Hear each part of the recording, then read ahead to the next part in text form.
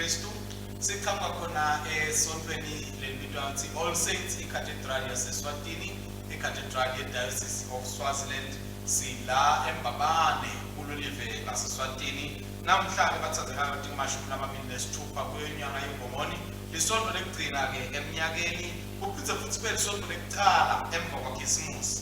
Lisonto lebazalwane lephindze futhi kilo sikhumbula St. Stephen noma Stephen Londwele, lo esimatiko kakhulu lo wadotshwa ngematshe abulawa, lebeka umdiyakoni aphindze futhi kwaba ngulo wekuqala kubulawa emva kokubulawa kwaJesu. Tifundvo tethu namhlanje bathathekayo kulolu suku encwadzini yetifundvo electionary. Tifundvo namhlanje titholakala ekhasini le-13 le-lectionary lensha, bese lelenzala lesesitayiyekela titholakala ekhasini le-78. Encwadzini yenkonzo tifundvo titholakala khona-ke bathathekayo ekhasini lelikhulu ne-57. Tifundvo tethu-ke namhlanje time ngalo lihlobo bathathekayo. Isifundo sekuqala siphuma kuSamuel wekuqala, sahluko sesibili sicala kufunda esahlukwaneni se-18, siyogcina esahlukwaneni se-20, bese sesiphinde sifunda nesahluko sesihlukwana se-26. Silihubo namhlanje bathathekayo lihubo lelikhulu ne-48. Isifundo sesibili sona-ke siphuma encwadzini yabaseKolose, sahluko sesithathu sicala esahlukwaneni se-12, siyogcina esahlukwaneni se-17. Livangeli-ke bathathekayo, livangeli-ke lilandzisa kwaJohane Londwele. Sahluko-ke sekuqala siyawuqala esahlukwaneni sekuqala sigcine esahlukwaneni se-14. Ingoma-ke leyandlulela livangeli, ingoma ye-11, Kristu litibulo uNkulunkulu, Kristu litibulo uNkulunkulu. Sitawuqhubeka nayo-ke bathathekayo inkonzo yethu ekhasini lelikhulu nakune, page 104. Ngosebenani oyebenawe futhi thumisani inkosi, yithumisani ninedinceku tenkosi, akabonge uNkulunkulu yise nenkotsana namoya longcwele, alibawela igama lakhe nyalo nanini. Ongodunyiswe uNkulunkulu losezulwini, kube nekuthula nelothando kubantu. Nkosi Nkulunkulu, Nkosi yasezulwini, siyakubabata, siyakuthumisa, sikhuleka kuwe, siyakuthumisa, siyakubabela udumo lwakho lolukhulu, khulu, sumandla nababe, Nkosi nkotsana letelwe yodwa, Jesu Kristu. Nkosi Nkulunkulu, Mfana ya Nkulunkulu, nkotsana yeyise, lesusatholo temhlaba, sihawukele wena losusatholo temhlaba, sihawukele wena losusatholo temhlaba, yekukela kuthandaza kwethu wena lotetile sendele sakolonkolo yese, sihawukele ube kuwe wetwa nowele, uwe wetwa loyinkosi, uwe wetwa Kristu kanye namoya longcwele, losetuluka konke ebukhosini kaNkulunkulu yese. Amen. Asithandaze. Nkulunkulu somandla, tinhliziyo tonke tivulekile kuwe, tifiso tonke tatiwa nguwe, kute lutho lolufihlelwe wena.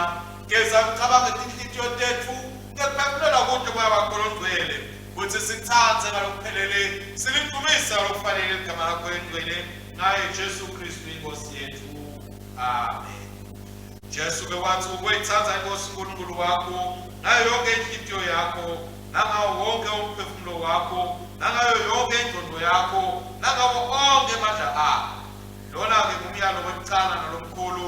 Newesibili-ke ufanana nawo uthi wona uthatha makhelwane wakho njengoba utithatha wena. Le mithetho lemibili-ke bazalwane uthi Jesu ubambelele yonke imithetho nebaprofeti.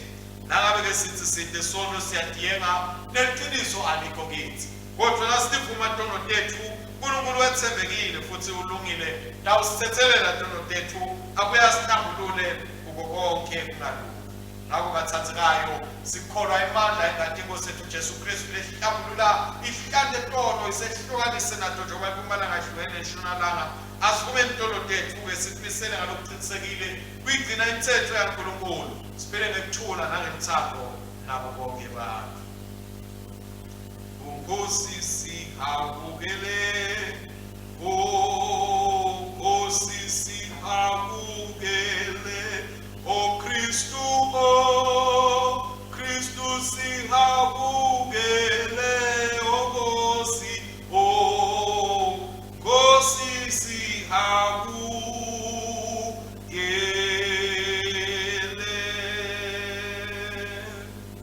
Asithandazele uNkulunkulu somandla kwakwethu losezulwini, siyatithoba siyavuma ukuthi sonile kuwe kulicala lethu. Sonile ngekucabanga nangekukhuluma nangekwenda nangakwendi lufanele sikwende. Ngenxa yenkothana yakho Kristu Nkosi yethu sithethelele konke lesekwenzile sende sikukhonde ngekuhamba lokusha kude igama lakho lidunyiswe. uNkulunkulu somandla lokuthethelela konke labaphenduka ngeqiniso akasihawukela asithethelele intono tethu asikhulule kodwa asimise asiqinise kulungeni konke asigcine nasekuphileni lobunini nanini ngaye Jesu Kristu inkosi yethu. Amen. Thandazo wanamuhla uNkulunkulu somandla usidale ngalokumangalisako sabakufanekiso wakho futhi ngalokumangalisako wasibuyisela kuwe njengoba Jesu wenda wanohlanganyela ebufeni bethu.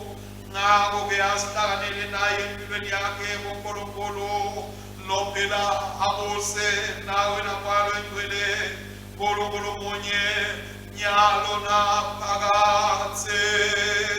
Amen.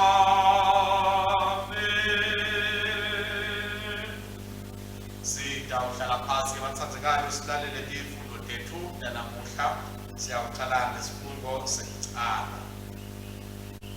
Siphindze simbingelele bathandzekayo egameni lenkosi nomsindisi wethu Jesu Kristu. Amen. Isifundo sethu sekucala sifundo lesiphuma encwadzini yemprofethi Samuel wekucala sahluko sesibili. Sitawuqala ngokufunda esahlukaneni selishumi nesiphohlongo siya esahlukaneni semashumi lamabili siphinde futhi sifunde sahlukana semashumi lamabili nesithupha. 1 Samuel chapter 2 verses 18 to 20 and 26. Samuel abekhonda ethempelini lasemakadze angumfanyana avunula sidziya sebapristi selimeni lesicholi sakhe. Njalo njengeminyaka unina abevame kumthungela umjiva longangaye bese uyamphathela ngesikhathi akhuphuka nendoda yakhe uyawukwenda umnikelo weminyaka. Eli abebabusisa bo-Elkana nemkakhe athi, shangathi simakadze angakupha abantwana ngalomfati lona kude bavale isikhala salona lamthandazela kwase umnikela kwesimakadze. Bebayaye bese bancanzeka emva kwaloko babuyela ekhaya labo.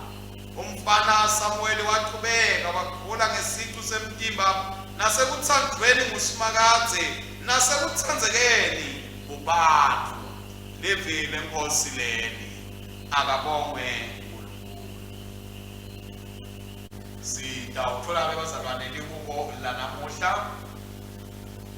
Ihubo lelibekilwe namuhla lihubo lelikhulu nemashumi lamane nesiphohlongo 148 ekhasini 812. Sitawulisho kanye kanye bese sihlabela idoxology yethu ekugcineni. Vumisani simakadze ninemazulu laphakeme lidumisa simakadze nani lenisezulwini. mthumiseni ninetingilosi takhe, nimthumise nani nonke mabutho akhe. Mthumise wena langa nawe nyanga, nimthumise nani nonke tinkhanyeti letikhatimulako. Mthumiseni ninemazulu laphakeme, nani mandi langetulu kwesibhakabhaka. Wonke akuthumise ligama laSimakadze, ngobe wakhuluma kwadaleka. Wakumisa etindzaweni takho phakatsi naphakatsi, wakushayela umthetho longena kweqile. Thumisani Simakadze ninene nisemhlabeni, nani tilwane letisabekako taselwandle nawe kujula kwelwandle. Nawe mlilo nesangotho nelichwa netinkumu nemoya lonemandla lolalela imiyalo yakhe. Mthumiseni ninemaduma netindzaba tonke, nimthumise nani tihlahla letitselo nani nonke mahlatsi.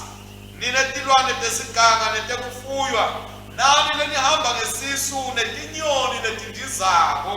Mthumiseni ninemakhosi netive tonke, nimthumise nani tikhulu nebabusi bonke bemhlaba, nani majaha netintfombi, nani labadzala nalabancane. Bonke abathumise ligama laSimakadze, ngobe lakhe kuphela ligama leliphakeme.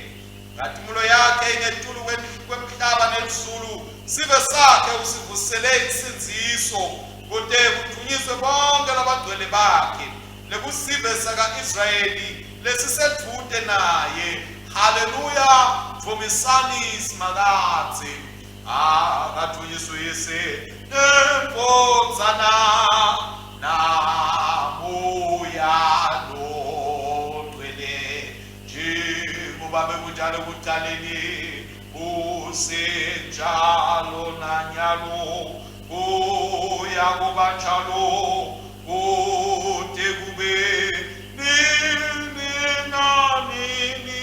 Amen.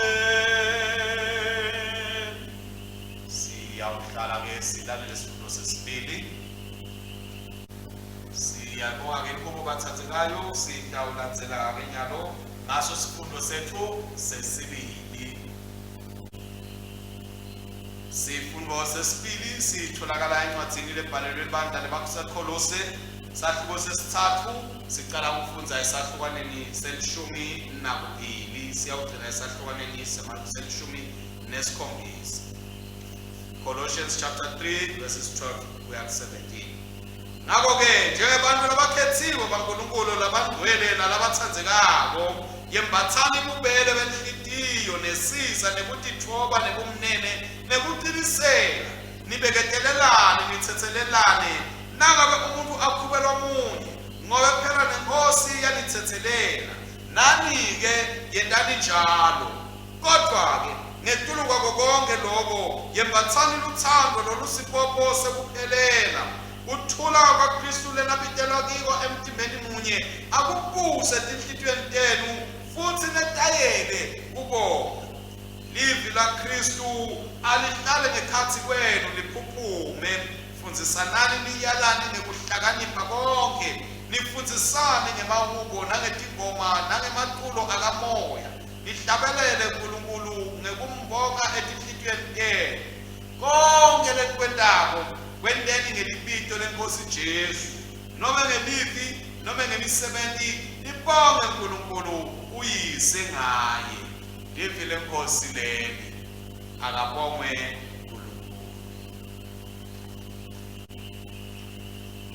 ingoma ke bathandzekayo leyadlulela livangeli ingoma yelishumi nakunye, Kristu lolitumulo, lethathelwe kuba seKolose sahluko sekucala livesi lelishumi nakubili kuya emavesini lemashumi lamabili. Tholakala ke yona ekhasini 351. Ingoma leyadlulela livangeli tholakala ekhasini 351. Sitawuyisho ke bathandzekayo bese sinabela idosology. Asimbonge babe lowasenda kube sibe nesabelo efenile labangcwele bakhe ebukhanyeni, wasikhipha ebumnyameni wasibeka embusweni wendodzana yakhe letsandzekako. Uyo sinensindziso, siyathethelelwa tonodethu, yona ingumfanekiso waNkulunkulu longabonwa, ilitibulo kuko konke lokudaliwe. ngobe konke lokwadalwa kuyo lokusezulwini kwadalelwa kuyo lokusezulwini nalokusemhlabeni lokubonakalako nalokungabonakali konke kwadalwa ngayo kwadalelwa yona ikhona thaki yonke tintfo time ngayo yona inhloko yemtimba lolibandla isicalo sabo ilitibulo leliphakeme kulabafile ngobe kwaba kuhle uNkulunkulu ukuthi kuphelela kwakhe kuhlale kuyo nokuthi abuyisane nako konke ngayo ngendvodzana yakhe lesithandzekako uNkulunkulu ubuyisane nako konke lokusezulwini nalokusemhlabeni ngengadi yesiphambano sewende kuthula kwanini nanini akuthunyiswe yese nendvodzana namoya longcwele njengoba bekunjalo ekuqaleni kusenjalo nanyalo uya kuba njalo kude kube nini nanini amen.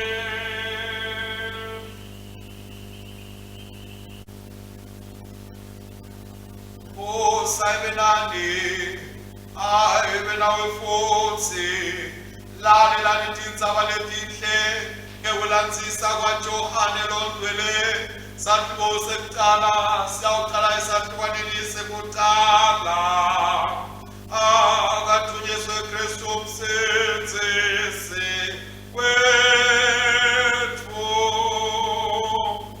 ekuqaleni kungadalwa lutho abe vele akhona Levi abe uNkulunkulu Levi abe uNkulunkulu yena lo labe kakhona ncane abe naNkulunkulu konke kwadalwa ngaye ngaphandle kwakhe kude lokwadalwa uko konke lokudaleni nguye labe ngumthombo wokuphila naloko kuphila bekukukhanya kwebantu bonke lokukhanya kukhanya ebumnyameni umnyama abukakwemukela lokukhona umuntu olabethunywe uNkulunkulu libito lakhe bekunguJohane lo abetele ubufakazi atawufakaza ngaloko kukhanya kuthi ngaye bonke abantu bakhona yena abangasiko lokho kukhanya kepha abetawufakaza ngaloko kukhanya kweqiniso lokukhanyisa wonke umuntu bekuseda emhlabeni livi abasendalweni indalo yavela ngaye kepha umhlaba awuzange umakhe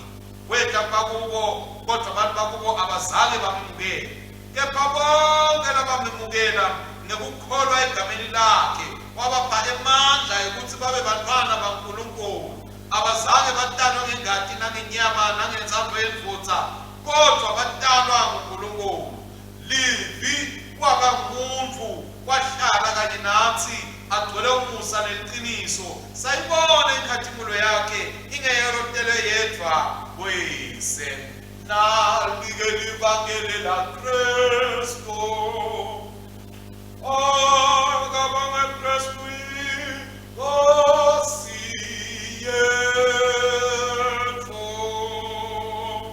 siyasho kanye ngesihlabele yasivumo senkolo senasiya ekhasini elikhulu nesiphohlongo page 108 siyakholwa kuNkulunkulu omunye uyisezomandla umethweli izulu nemhlaba ewakubokela ukubonakala ongabonakali siyakholwa kuye iNkosi inye Jesu Kristu iphothelelelelwa kuNkulunkulu ivela kwisetikhathi konke uNkulunkulu ivela kuNkulunkulu ikukhanya ivela kubo ukukhanya uNkulunkulu luhlobo ivela kuNkulunkulu lothubo liyavela ingeke kwanga sintu sayosinye neseyise lobetiwa nayukoke ekapesolvini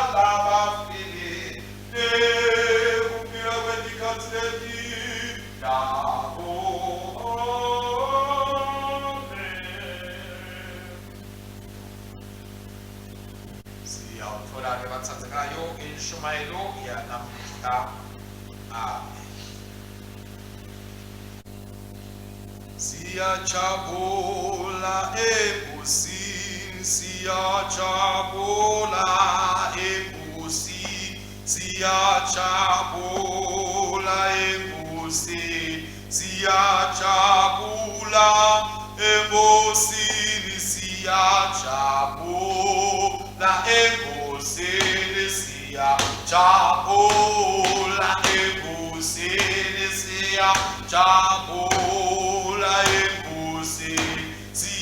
siyajabula enkosini, siyajabula. Asithandaze bazalwane bakwethu egcwele nembala, siyajabula kuwe Nkosi. Sijabula Nkosi ngoba naku solo simemetela bona ukuthi sidalelwe indvodzana lengayo Nkosi, usihlenga ekufeni, usibuyisa ekhoneni bakho, usibuyisa ekuphileni kwaphakade. Bakwethu ogcwele nanamuhla siyakubonga, siyakudumisa ukuthi uNkulunkulu lofanelwe lithumo. Nkosi, yena kukhanya kwakho kukhanye kwetimpilo tethu, kuze ukuthi nanathi siwukhanyisele umhlaba ngaJesu Kristu losipitako ngokuthi sikhule kuye. Nanamhla ke bakwethu ogcwele sisakhuleka, sisathandaza, sisalalela livi lakho, sebenta etimpilweni tethu uNkulunkulu wethu. Usiguqule Jehova sebawothi singafanani uNkulunkulu wethu njengasekuqaleni, kodwa sikhombise ukuthi sifikile ebukhoneni bakho, salalela Nkosi livi lakho, saguqulwa bukhona bakho, saguqulwa livi lakho, saguqulwa namoya wakho longcwele. Bakwethu ogcwele yena Nkosi kukhuluma noma emavi emlomo wami nemzidla kwathi inhliziyo tethu kwemukeleke kuwe wena Jehova lelithwala lethu laphakade, ngaye Jesu Kristu Nkosi nemsindisi wethu. Amen. Sibavusele bazalwane egameni lenkosi yethu Jesu Kristu. Amen. Singahlala phasi bathandzekayo, siyewulalela yona inshumayelo yanamuhla kulisonto lekuqala emva kwaKhisimusi. Kuphinde futhi ke bazalwane kube lisonto lekugcina eminyakeni wa-2021. Imfundo tethu njengoba sesivekile bathandzekayo, sifundo sekuqala siphuma encwadzini yaSamueli wekuqala sahluko sesibili lihubo lelikhulu nelimashumi lamane nesiphohlongo. Sifundo sesibili siphuma encwadzini yabaseKolose sahluko sesithathu, livangeli elilandzisa kwaJohane longcwele sahluko sekuqala. Sihloko sethu ke bazalwane sithi kukhula kuKristu. Itolo bathathekayo besigubha umkhosi ngetindlela letiningi letahlukahlukene ngokutalwa kwayo inkosi yethu Jesu Kristu lokumemetela kithi impilo lensha lephinze kithi kusiniketa nelithemba lelisha lelitangaye Jesu Kristu. Namuhla ke bathathekayo siyaqhubeka simemetela bona lokho kudalwa kabusha kwaKristu. Siphize futhi siniketwa imisayeya yokuthi asingagcini nje ukumemetela kokudalwa kwaKristu kodwa bathathekayo asiphinze simvumele lo Kristu ukuthi akhule. Yini indzaba ngisho nje bazalwane labaningi Jesu Kristu na ubaniketa nje umqondo wa Jesu Kristu lo qhamuka ufike etingqondweni tabo uJesu Kristu lo lele emkhombeni angumfana. Ngisho sebasetinkingeni Jesu labamkhumbulako nalabamcabangako ngulo Jesu lo lele emkhombeni kibo Jesu akazange sekakhule ngoba kwana nabo abakaze bakuniketa isikhathi sekuthi bakhule kuye bavela labanye ke mhlambe kumenteka nethi lokuthi bavela kanye ngeminyaka esontweni bavele ngesikhathi saKhisimusi ngakho ke vele Jesu labanaye emqondweni wabo Jesu ulolele emkhombeni mhlambe bavela nangesikhathi sa-Easter Jesu losemkhombeni na Jesu losesiphambanweni lo Jesu loyinkosi lesela simmemetela sihamba nemaviki esikhathi sekude abathandekayo abamandi abamqonzi konke kuyadingeka lokuthi lo Jesu Kristu simbone njengemsindisi simbone njengamesaya lo weda kutawuthatha nekutawusindisa impilo yethu nekutawusipha kuphiliswa nekutawusipha ukuthi siconze umqondo kaNkulunkulu nokuthi uNkulunkulu ongubani. Manje ke bathathekayo nasingeke selidlule ekuthenini simbone lo Jesu Kristu angumntwana losemkhombeni kusho ukuthi asikhuli into ke le ingodi ke bazalwane nengakhuli ukuthi into lengakhuli ihamba igcine seyifile ngoba phela kude ayisaphile lutho ayiseni lutho ayisasiya lutho ngakho igcina seyikhansa seyifile. Asifisi ke bazalwane ukuthi kube khona umzalwane loba umzalwane lokhonjwa ukuthi ufile lo mzalwane lo. Sifuna thina ukuthi bazalwane baphile kuze kufike Jesu Kristu ade ubalanza abazalwane noma ke balale kodwa balale babazalwane labaphilile labakhulile kuKristu belidlula ekumboneni njengeliswane bambona bamlangatelela njengenkosi njoba nje simemetela ukuthi ngalenye ilanga uyawubuya futhi basatsekana. Kufanele ukuthi sikulambele sikulangadelele nekukhula kwakamoya empilweni yethu. Intolo ke bazalwane sikhonile ukuthi sikhunjudwe ngokuthi Jesu Kristu kufanele kubuyiselwe yena endzabeni yaKhisimusi ngoba sesiphila isikhathini lalapho Khisimusi bazalwane sekangasho lutho ngendzaba yaJesu. Khisimusi seyindzaba noma sesikhathi sekuthi tsine sitichaze tsine sitithokozise simbeka eceleni uNkulunkulu simbeka eceleni Jesu kanti indzaba yaKhisimusi mbambamba ingaye nemsebenzi wakhe lomkhulu lasendele wona sibathwana bakhe uNkulunkulu.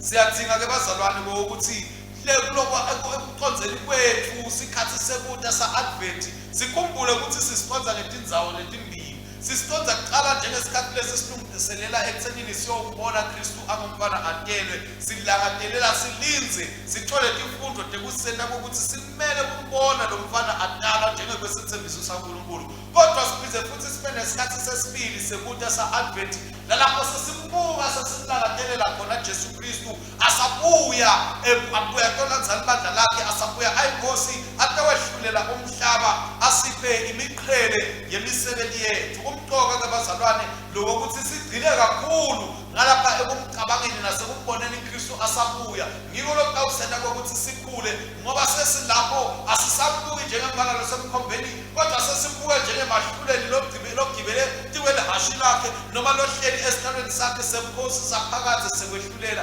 kutawusenda lokho ke bazalwane ukuthi sikhule kuKristu nakabuya sitholakale sifanele ukuthi semukele ebusweni wakhe.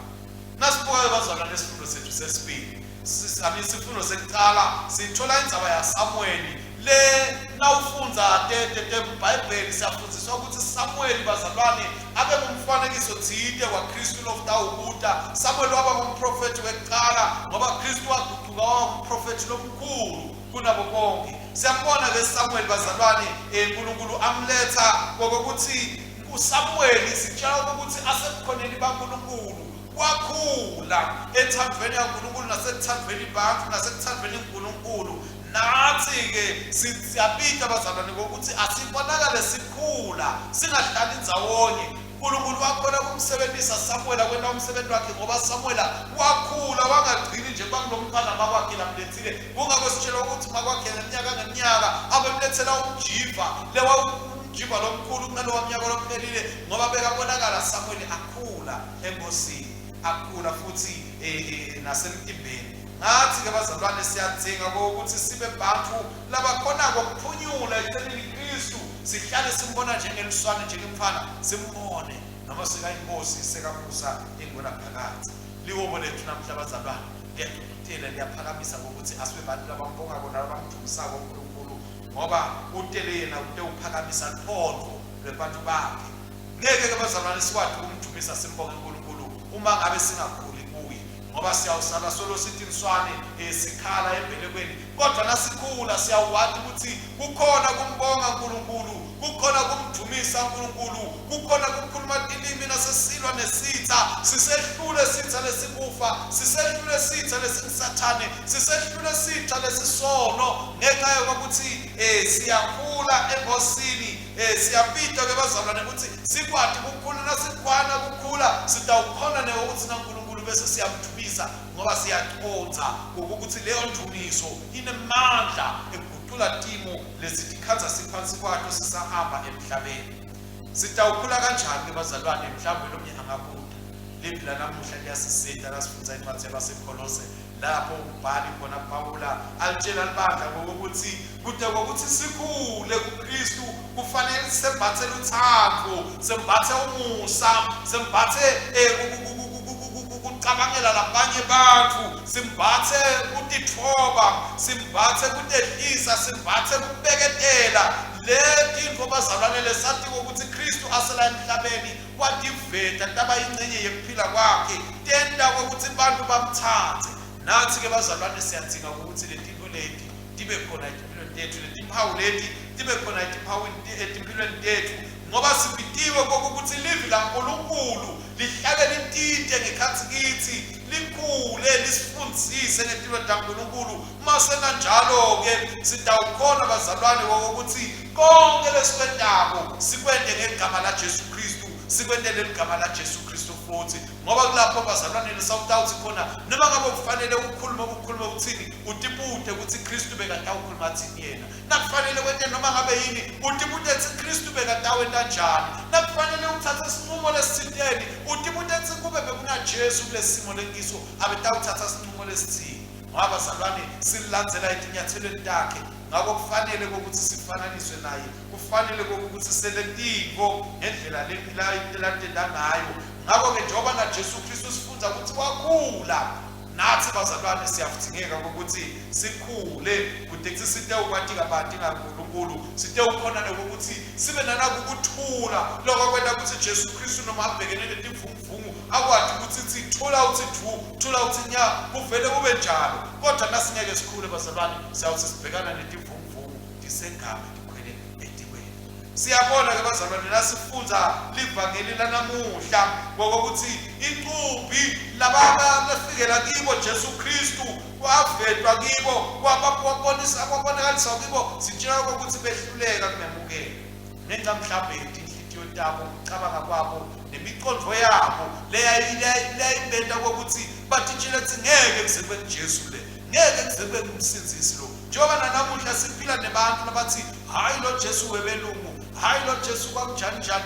Bantu babuka izizathu letiningi tekuvimba kokuthi bangamamukeli lo Jesu, bangamlaleli lo Jesu, bangamlandzeli lo Jesu. Kodwa ekugcineni kwako konke bazalwane siyadzingeka kokuthi simlandzele yena lo wabamlivi, lo waphila emkhathini wethu, lo wathatha isimo semuntu satshela ukuthi waphila emkhathini wethu, wakhula ngekwethando kaNkulunkulu nasethandweni bantu, wagcwalisa inthando kaNkulunkulu ngempilo yakhe. Njengoba nathi sipidiwe bazalwane ukuthi siyigcwalise inthando kaNkulunkulu nokuphila kwethu. Livike kuthiwa kubo bonke lababemukela waphila, wakhula, wakhona ukuthi wayithola indzawo empilweni tabo kwangashiwo ukuthi kude indzawo kodwa yaba khona indzawo empilweni abo baguquka baba ditebuli baba imikhombe lalapho afike wadalelwa khona Jesu. Siyabidwa ke bazalwane ukuthi nakithi adalelwe kithi Jesu. Siyabidwa ukuthi sibe nendzawo yokusadalelwe kithi Jesu bese uyakhula bazalwane kuze ukuthi ade ukhona ukuthi ayiguqule impilo yethu, aguqule kwenta kwethu, aguqule kuhamba kwethu kuze ukuthi sikwazi ukuthi sijabule sithokoze kuthiwa lo Jesu Kristu ukukhanya eveni bathandzekayo. Sitawukhumbula encwadini yaGenesis ukuthi uNkulunkulu asadala into kwaqala waletha kukhanya lokwathi nasekufikile tasetiyakhona kwenteka tonke letinye into. Siyakudzinga ke lokukhanya lokuKristu ukuthi kube khona empilweni yethu kuze sisite ukhona kukhula, sikhona ukuthi sithele, sikhona ukuthi sibe kuloko uNkulunkulu lafiseko ukuthi sibe ngiko, simkhonda, simsebentela, simdumisa yena.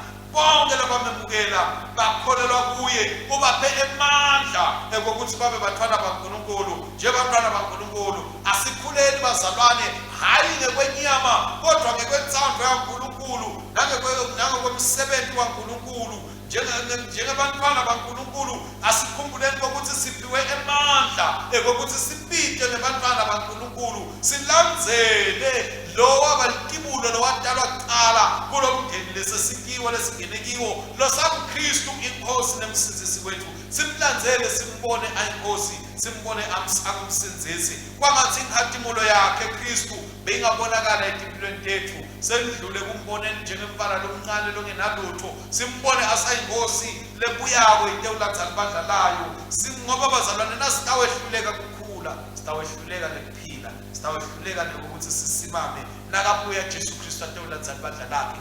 Khandzakala ukuthi thine asisiyo ingcenye yalabo lekufanele bangene embusweni wakhe. Thine sibitiwe ke bazalwane ukuthi sibe tindlalifa kanye naye Jesu Kristu embusweni waNkulunkulu. Sikhule kuye, sethembeke kuye, simsebentele yena embusweni wakhe waphakathi.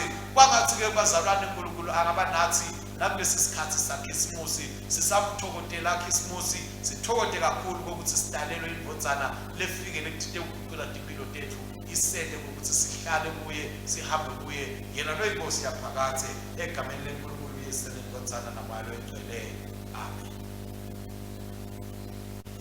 Emithandazweni yethu yanamuhla lebathandzekayo sitawukhumbula kuyo iDiocese yaseBrecken.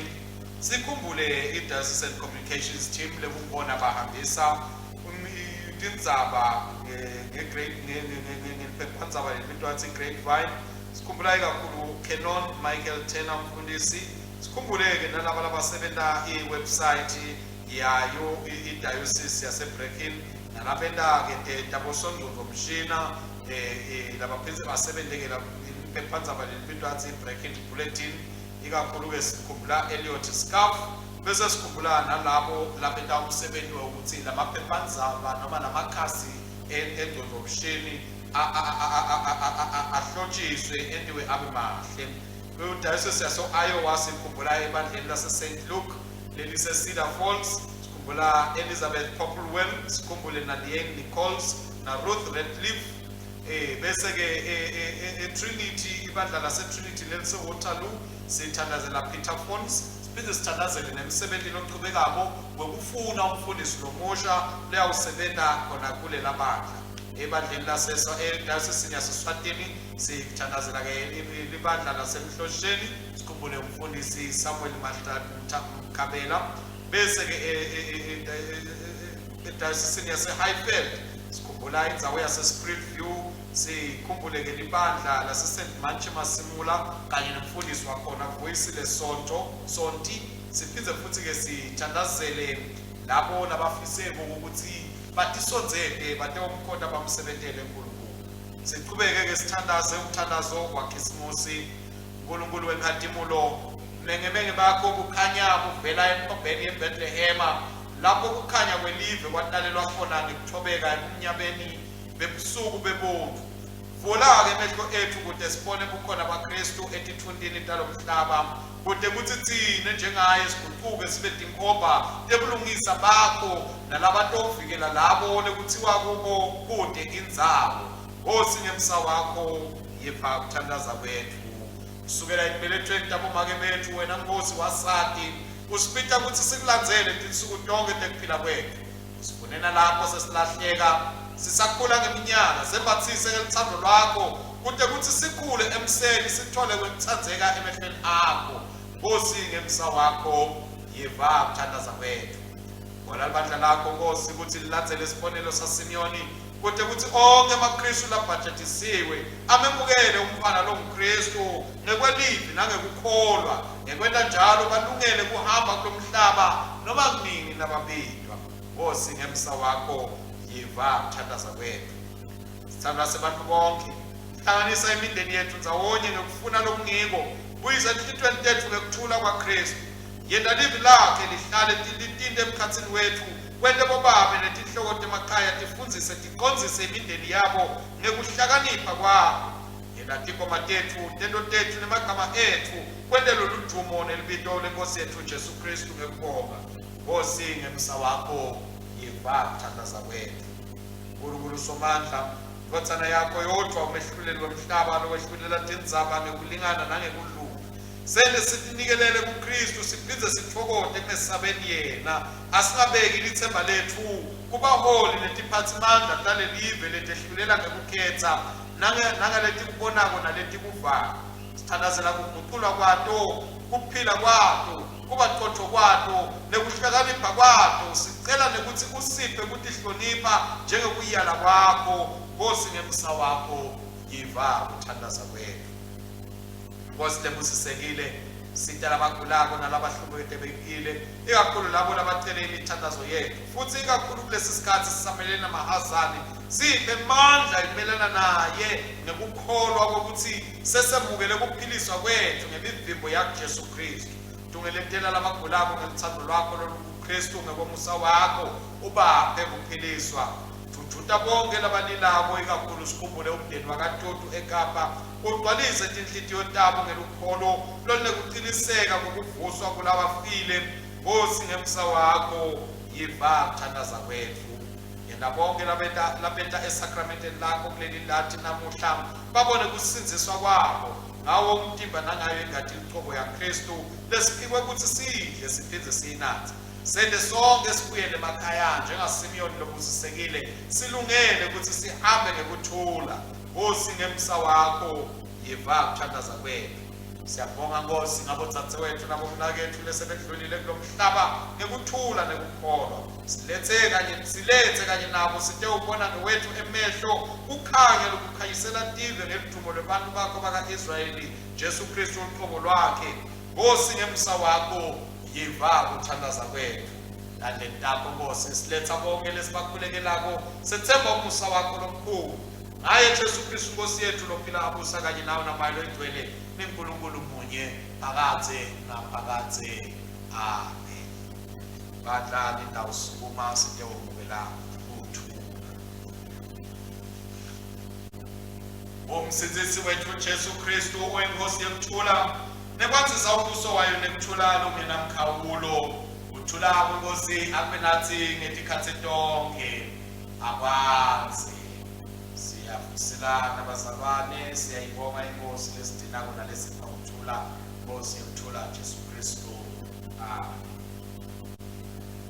siyaqhubeka bathandekayo nayo inkonzo yethu sesingena isikhathi kameni sekulethwa kwetipho lapho sinakukhulekela khona umnikelo bazalwane abamnikele neminikelo bazalwane abawuhambise bawuphisa ebhange siqhubeke nekhuthaza athi bazalwane nangabe kwentekile bawuthumela ngasebhange umnikelo nekweshumi nawo bonke babhale babuzalwane bese bathumela e-office kukhona kwakhe office ukuthi imali lethile ingenele kokuthi imalini wayo ufuna ukuthi ungene ngakuphi imali ufuna ingene inikelweni imali ufuna ingene kweshumi nayo yonke iminikelo ne-fundraiser lokwehlukene bathandekayo sawuthandaza ngekhasini 116 isigaba semashumi lamane nesiphohlongo umthandazo wesibili kanye siyathandaza Thongo wekuphila konke lezulu nemhlaba ngekwakho usinike ukubusa ngehluluka konke yamukela-ke baba intithelo imisebenzi yethu lesinikela ngomthando egameni lenkosi nemsindisi wethu Jesu Kristu. Busise lo mnikelo, busise Nkosi emakhaya ethu, busise babodongcwele imisebenzi yethu, busise babodongcwele emasimini nako konke Nkosi lesikwentako ukuze kuthi siqhubeke siphumelele siphuphume sibuye site ukudumisa sikukhonde ngako egameni lenkosi yethu Jesu Kristu. Amen. Uyabongela Nkosi uNkulunkulu omdali wethu konke ngemsa wakho sinalesimo lesinikela ngaso sivela emhlabathini sibekwe edandathe bantfu sinawuba sikwazi kuphila kithi.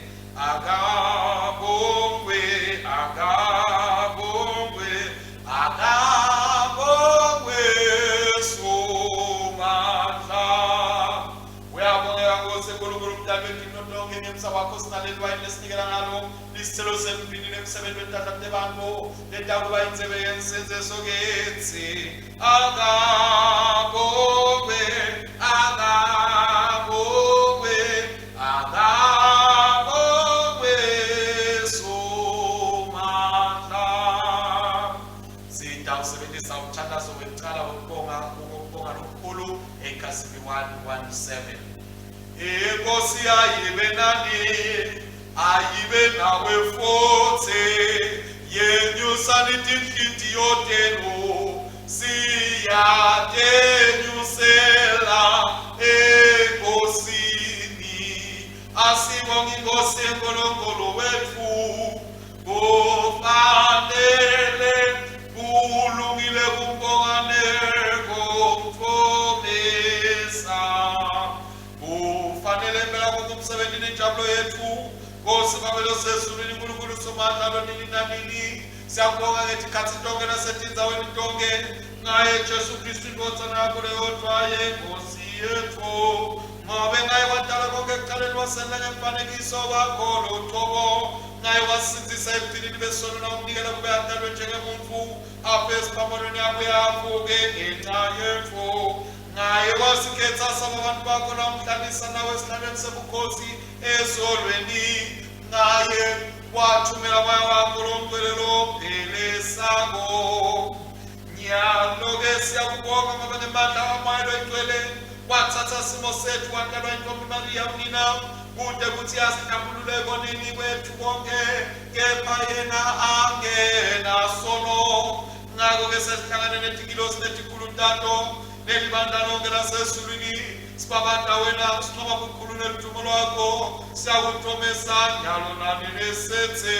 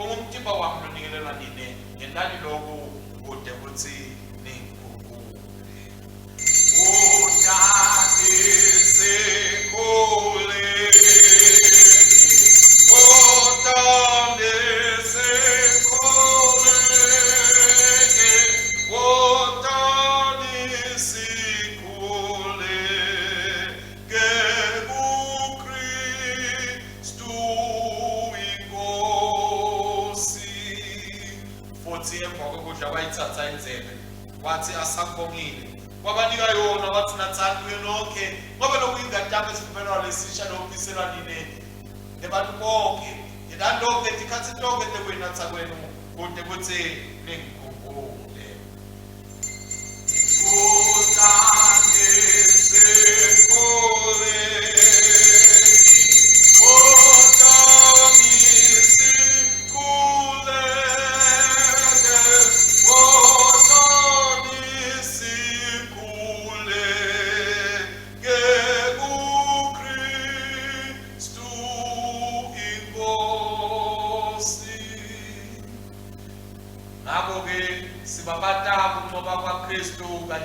sithi ngokufa kwakho wasixubela kufa ngemvuka kwakho wasibuyisela kuphila ngoSijesu wonta nemthuko Baba nomdwelethi nabantu bakho sikubwa lokhosi ngale tifo takho sibeka kwakho umthatho lokuphelele wa Kristu Nkosi yethu sibonga kwakhe nabafikele nonyukela wakhe Nkosi bezulu Nkosi nemusa sembele naye namasafanele ukuthi eksitsile lesihlanganya wakho timane kanti konzana yakho sihlanganiswe nabantu bonke balesi sikhathi nebekithulo lentonke siphe Nkosi ukuthi sithi sisalenzele ukubuya kwaKristu umsindisi wethu ngentumo nenqoba ngokuzo wakhe sikule insuku tonke ekufana nini naye vunyiswa ubathathu ebandla lonke lesemhlabeni nasemsezulwini babe somandla kanye naye nakuye nangaye emandla mayelo ingcwele ngetikhathi tonke nyalo nanene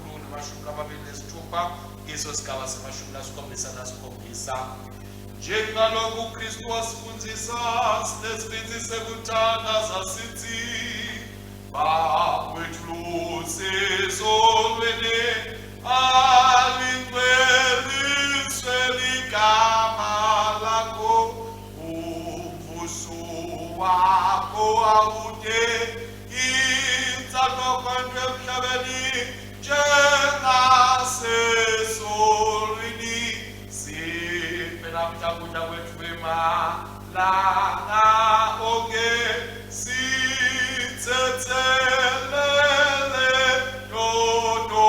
tethu njengoba nathi sibathethelela labasonako ungasingenisi ebulikweni usisithisi kulokubi obe usonge wakho nimandla nebukhosi kude kube nini nanini amen.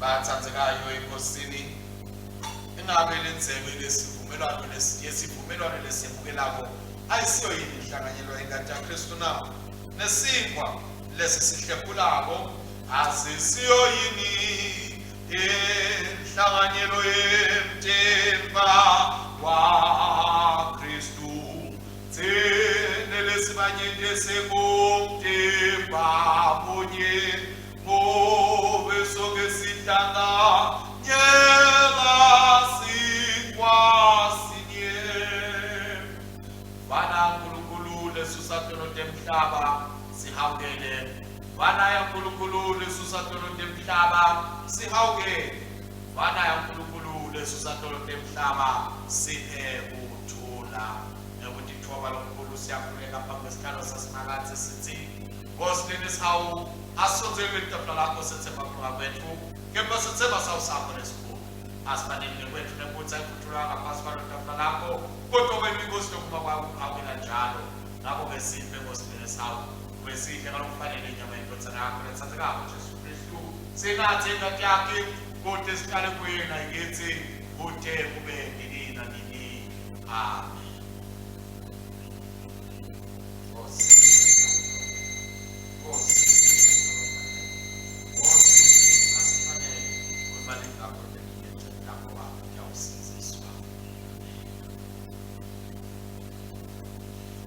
bathandzekayo enkosini namhla sibonela inkosi yethu Jesu Kristu letelwe ukuthi siyewukhululwa edomeni lethu lokhu ke sibonakalisana ukuthi nathiwa bebiyefika bakubwe bangayibukeli kodwa bonke labayibukela yabapha emandla sithi bazalwane asikhombise ukuthi siyabukele lenkosi ngakho ukuthi sihlanganyele ndzawonye iso sidlo sayo lesingcwele ngakho ke sotselani sitombela umtimba wakwethu Jesu Kristu anikelwa ngenxa yethu nengadi yakhe lasofisela yona simdlele enhliziyweni tethu ngekukholwa na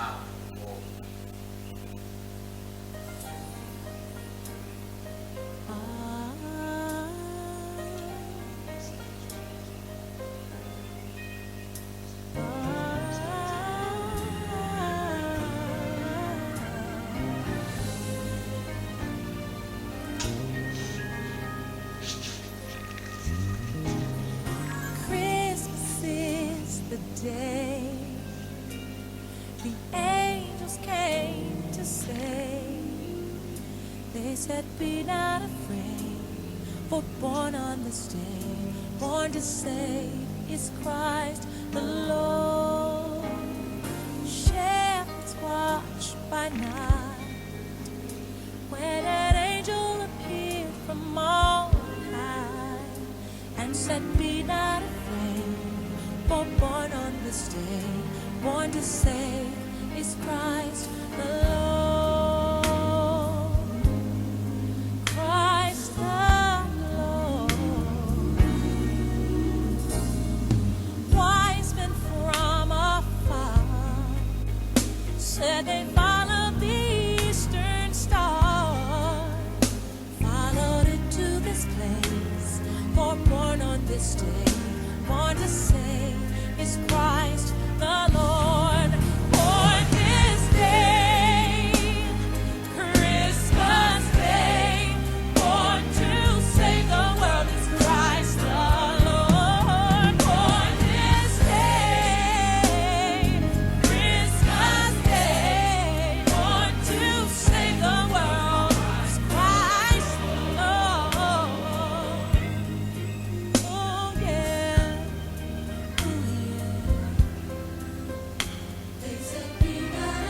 Be not afraid, for born on this day is Christ the Lord.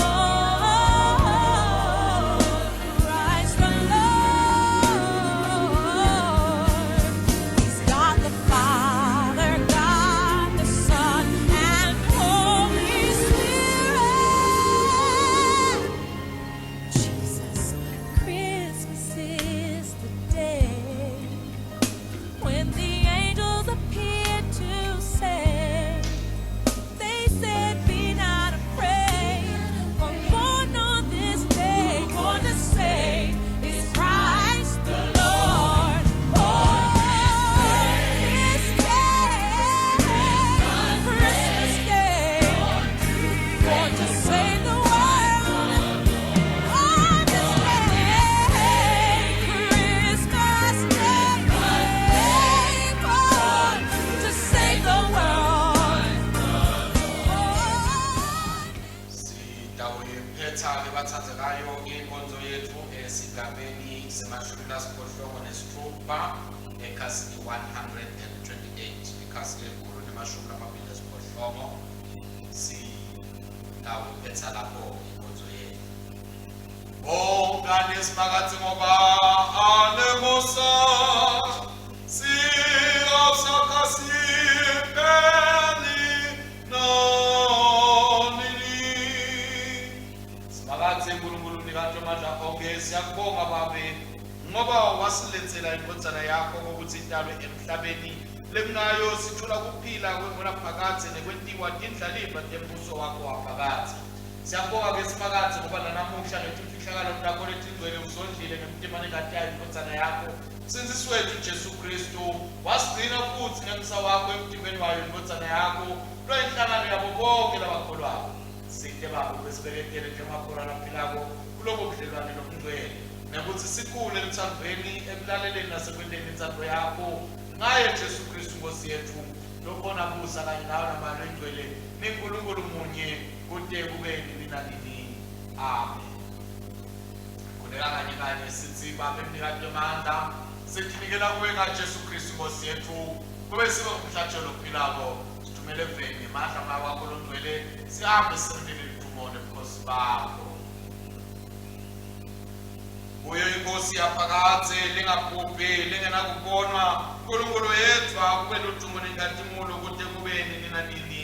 Nekuthula kwaNkulunkulu lokwenza kuthonza konke akutigcine tinhliziyo tethu nemicabango yethu simathi simthanze uNkulunkulu naye inkosana yakhe Jesu Kristu Nkosi yethu nesibusiso saNkulunkulu somandla uyise nenkosana namalo engcwele asibekethe njalo. Amen, amen, amen, amen, amen,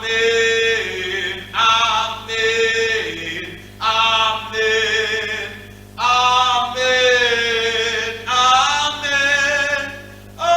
amen, amen, amen,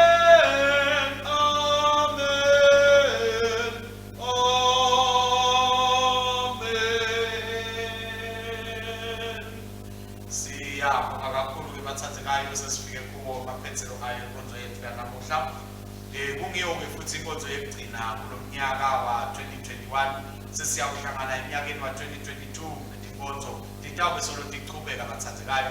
Jesu utawube solo abusa ayinkosi, utawube futhi aphethe emandla ekuphilisa nekuphakamisa labo labathingako ukuthi yena afinyelele empilweni tabo labayawukhala bacele kuye. Yena uyaqhubeka akwende konke lokuhle empilweni tethu. Kwangathi uNkulunkulu angasigcina lebathathekayo singene eminyakeni lomusha asiqhubekeni siphathe kahle siqhubekeni siphile siqhubekeni bathathekayo sente konke lokufanele ukuthi sikwende kuze ukuthi impilo iqhubeke ibe khona kuze kufike isikhathi lapho yena uNkulunkulu uqobo lwakhe asayithatha asayiphinda sihamba emhlabeni. Siyabonga kakhulu bezalwane, qhubeke futhi nebukela letinkonzo, qhubeke futhi nidudutele labanye batibukele bathathekayo. Nekuda-ke esontweni siyamkhuthaza bazalwane asingagcini nje ngethi sibukele letinkonzweni bese sithi sekwenele siyadzinga ukuthi sibuye ndzawonye njengelibandla kude ngokuthi sindzawonye sitewukhona ukuthi sokhelane siphakamisane sithandzane simkhombise live ngokuthi thine sibantu beluthando bantu baNkulunkulu. Amen.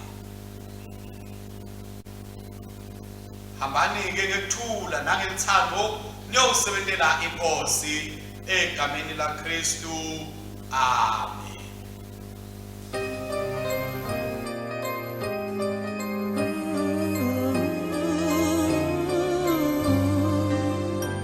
What child is this who came to earth, who Mary was born of a virgin birth?